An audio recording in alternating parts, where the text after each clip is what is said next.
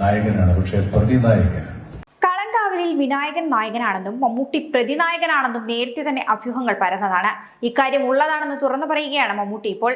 തന്റെ കഥാപാത്രം ഒരുപക്ഷെ പ്രേക്ഷകർക്ക് ഇഷ്ടപ്പെടില്ല എന്നും പക്ഷേ തിയേറ്ററിൽ ഉപേക്ഷിച്ചു പോകാൻ കഴിയില്ല എന്നും ഇദ്ദേഹം പറയുന്നു. കുറെ കാലത്തിന് ശേഷം തന്റെ ഒരു സിനിമ ഇറങ്ങുകയാണ്. ഈ സിനിമയ്ക്ക് കുറച്ച് കാലതാമസം ഉണ്ടായിരുന്നു. കാരണമെല്ലാം നിങ്ങൾക്കറിയാം. ഇത് താൻ വളരെ ആഗ്രഹിച്ചു ചെയ്ത സിനിമയാണ്. തങ്ങളുടെ എല്ലാ പ്രൊഡക്ഷനും അങ്ങനെ തന്നെയാണ്. ഇനിയും ഒരുപാട് നല്ല സിനിമകൾ ചെയ്യണമെന്ന് ആഗ്രഹമുണ്ട്. ഓരോ സിനിമയും വളരെ സന്തോഷത്തോടെ പ്രേക്ഷകർ സ്വീകരിക്കുമ്പോൾ ഒരു സമാധാനമാണ്.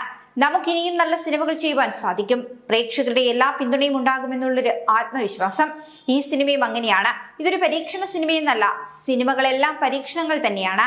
അങ്ങനെയല്ലാത്തൊരു സിനിമയും ഇറങ്ങുന്നില്ല. 10 കോടിയുടെ ആയാലും 100 കോടിയുടെ ആയാലും എല്ലാം പരീക്ഷണങ്ങളാണ്. അത് വിജയിക്കുന്നത് വരെ പരീക്ഷണമാണ്.